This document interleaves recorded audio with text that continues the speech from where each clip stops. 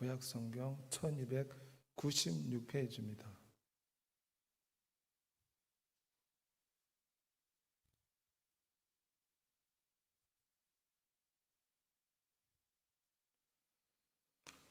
다 같이 낭독하도록 하겠습니다.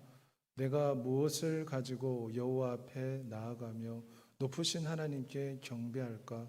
내가 번제물로 1년 된 송아지를 가지고 그 앞에 나아갈까? 여호와께서 천천의 순양이나 만만의 강물 같은 기름을 기뻐하실까? 내 허물을 위하여 내 맏아들을 내 영혼의 죄로 말미암아 내 몸의 열매를 드릴까? 사람아, 주께서 선한 것이 무엇임을 내게 보이셨나니 여호와께서 내게 구하시는 것은 오직 정의를 행하며 인자를 사랑하며 겸손하게 내 하나님과 함께하는 것이 아니냐. 아멘. 이 새벽에 나온 여러분에게 지금도 살아계신 예수 그리스도의 은혜가 충만하시기를 소원합니다. 우리는 하나님의 피조물로 또 하나님의 부름받은 왕같은 제사장이요 거룩한 나라의 시민의 백성으로서 어찌하든지 하나님을 기쁘게 해드리기를 원합니다. 어떻게 하면 위대하신 창조주 우리의 구세주 예수 그리스도를 기쁘게 해드릴 수 있겠습니까? 미가 선지자 역시 이러한 질문 속에서 어떻게 하면 하나님 앞에서 온전히 위대하신 창조주를 기쁘게 해드리는 예배를 드릴 수 있을까 고민하고 있었습니다. 미가 선지자는 기원전 700년 전에 활동하던 선지자로서 그 당시 유다 나라는 온갖 우상 숭배와 죄악이 팽배하여 하나님의 심판을 선고받은 상태였습니다. 그 유다 백성들에게 미가 선지자가 질문합니다. 우리가 무엇을 가지고 하나님께 나아가며 무엇을 가지고 하나님을 기쁘게 해드릴까? 하나님이 원하시는 것은 무엇인가? 미가 선지자가 백성들에게 물어보는 것입니다. 그때의 백성들은 말하기를 여호와 앞에 천천히요 만만의 제물을 바치고 심지어 자신의 아들까지라도 하나님 앞에 바쳐서 하나님을 기쁘게 해드릴 수 있을까? 답변합니다. 하지만 하나님이 원하시는 것은 그들의 제사가 아니었습니다. 하나님이 원하시는 것은 오늘 본문 미가서 6장 8절에 보면 사람아 주께서 선한 것이 무엇임을 내게 보이셨나니 여호와께서 내게 구하시는 것은 오직 정의를 행하며 정의라는 것은 공평하고 정직한 것이며 하나님의 기본적인 속성입니다. 하나님의 형상을 닮은 우리 인간들은 하나님의 형상을 가지고 있기에 양심을 통해서 우리가 공정하고 공평하고 정직한 삶을 살도록 하나님께서는 창조하였습니다. 양심의 가책을 받는다는 것은 우리가 정의롭지 못하다는 증거입니다. 하나님께서는 정의를 물같이 공의를 마르지 않는 강같이 흐르는 삶을 살아라고 했습니다. 하나님이 진짜 우리에게 원하시는 것은 이스라엘 백성들이 생각했던 것처럼 단순히 여호와 앞에 범죄했을 때에 수많은 제물의 피를 가지고 제사 드리는 것이 하나님을 기쁘게 하는 것이 아니었습니다. 로마서 12장 1절의 말씀대로 하나님이 원하시는 것은 우리의 삶의 예배, 삶의 제사를 원하셨던 것입니다. 오늘 많은 사람들을 보면 예배와 삶을 분리시키는 경우가 있습니다. 예배는 하나님 앞에 나와서 회개하고 찬양하면 우리의 죄가 용서받고 이제 세상에 나가서는 하나님의 말씀과 상관없이 살아도 된다. 이것이 그 당시 이스라엘 백성들의 모습이었습니다.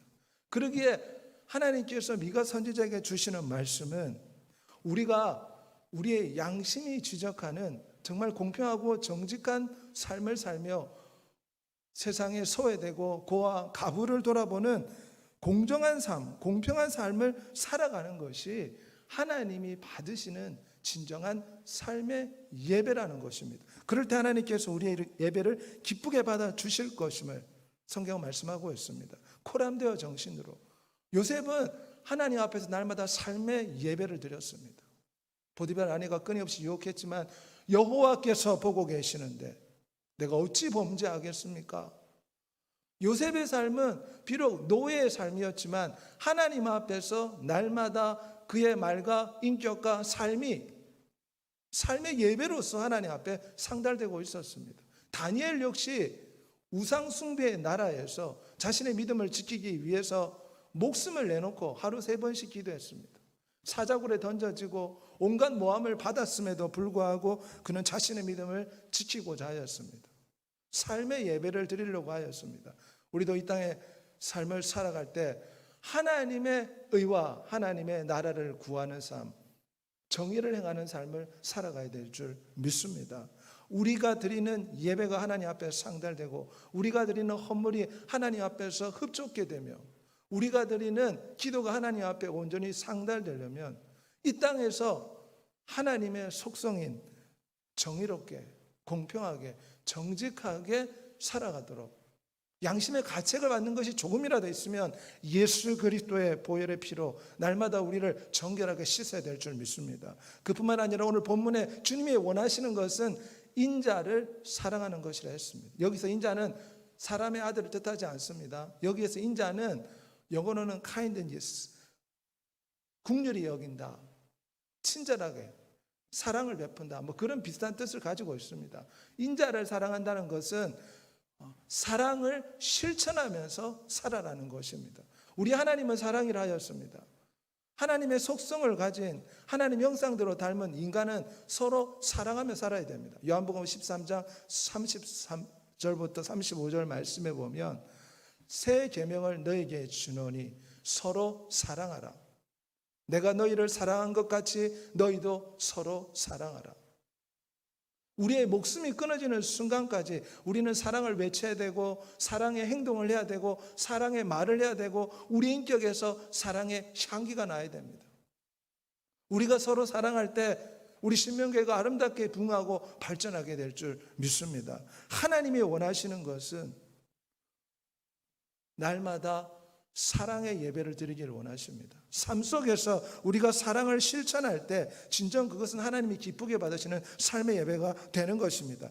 고린도전서 13장 3절에 내게 있는 것을 다 내어서 구제해주고 내 몸을 불사르게 내어줄지라도 사랑이 없으면 아무 유익이 없다고 사도 바울은 고백했습니다. 요한일서 4장 20절에 누구든지 하나님을 사랑하노라 하고 그 형제를 미워하면 이는 거짓말하는 자니 보는 바 형제를 사랑하지 아니하는 자는 보지 못하는 바 하나님을 사랑할 수 없느니라. 우리가 이 계명을 주께 받았으니 우리가 서로 사랑하라. 베드로전서 4장 8절에는 무엇보다도 뜨겁게 사랑하라 하였습니다. 심지어 요한일서 3장 16절에는 얼마만큼의 수준으로 사랑해야 된다고 말하고 있습니까? 그가 우리를 위하여 목숨을 버리셨으니 우리가 이로써 사랑을 알고 우리도 형제들을 위하여 목숨을 버리는 것이 마땅하니라. 여기서 형제는 헬라 원문에 오면 예수 그리스도를 믿는 성도들, 지체들을 뜻합니다. 예수 그리스도 안에서 우리는 한 혈족이요, 한 가족이요, 한 연인이요, 한 가족이 되었습니다. 그러면 요한일서 3장 16절에는 사랑을 하되 목숨을 내놓을 정도로 사랑하라. 베드로 사도는 서로 뜨겁게 사랑하라고 했습니다. 사랑하면 허물을 덮어줍니다. 사랑하면 서로 원망하거나 서로 비난하지 않습니다. 좀 마음에 들지 않아도 자식이 마음에 들지 않는다고 해서 자식을 내팽개치는 부모가 있겠습니까? 그냥 자식의 모습대로 용납해주고 받아주는 것이 사랑이라 할 수가 있습니다. 우리도 서로 용서하고 서로의 모습 그대로 받아주고 용납하고 뜨겁게 사랑할 때 이것이 하나님이 받으시는 진정한 예배가 된다는 것을 기억해야 됩니다. 그리고 오늘 본문 말씀에 보면 겸손하게 하나님과 함께 행하는 것이 하나님이 원하시는 예배요, 하나님이 진정으로 우리에게 바라는 것임을 오늘 미가서 6장 8절에서 말씀하고 있습니다. 교만은 멸망의 선봉이요 겸손은 존귀함의 앞잡이라 했습니다. 하나님은 교만한 자의 무릎을 꺾으시고 겸손한 자를 세운다 하였습니다. 교만하면 하나님의 버릇입니다. 위대한 사도 바울에게 죽을 때까지 육체의 가시가 깊이 박혀 있었던 이유는 교만하지 말라고, 겸손하게 하나님과 동행하는 삶을 살라고 하나님께서는 바울의 목숨이 끊어질 때까지 육체의 가시를 뽑아주지 않았습니다. 이처럼 교만하면 위대한 사도도 버림받을 수가 있습니다. 초대교회 성령 충만했던 7 집사 가운데 니골라를 생각해 보십시오. 그는 성령 충만하고 하늘의 은사를 맛봤던 자였지만 배도자가 되어서 니골라 이당을 만들었습니다.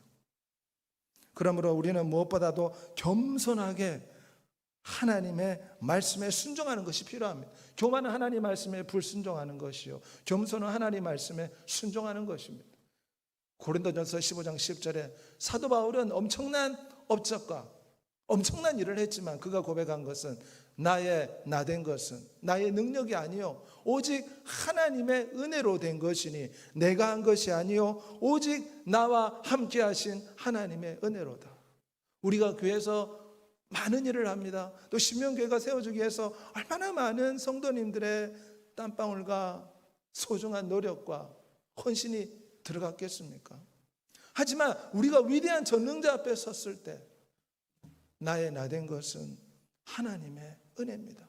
나에게 생명의 호흡을 주셨고 나에게 물질을 주셨고 나에게 교회에서 봉사하고 헌신할 수 있는 환경과 여건을 허락해 주셨고 교회에서 봉사하고 헌신할 때 하나님께서 물질적인 필요들을 충만하게 채워주셨기 때문에 내가 위대하신 아버지의 일에 동참할 수가 있었습니다.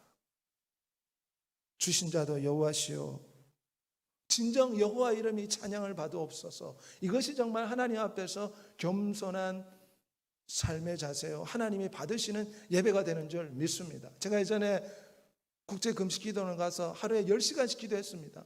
하지만 기도하면서 제가 느낀 것은 오랫동안 기도하고 많이 기도하는 것이 중요한 것이 아니라 얼마만큼 하나님의 말씀을 실천하고 살아가는가, 하나님은 그것을 요구한다는 것을 깨달았습니다.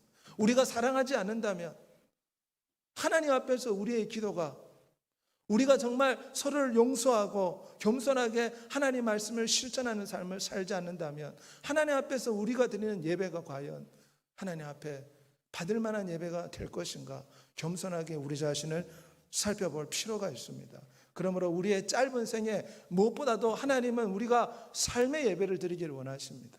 하나님이 원하시는 것은 정의를 행하고 인자를 사랑하며 겸손하게 하나님 말씀에 순종하며 뜨겁게 사랑하다가 영원한 어린 양의 신부로 준비되어 천국에 이르기를 소원하고 계십니다.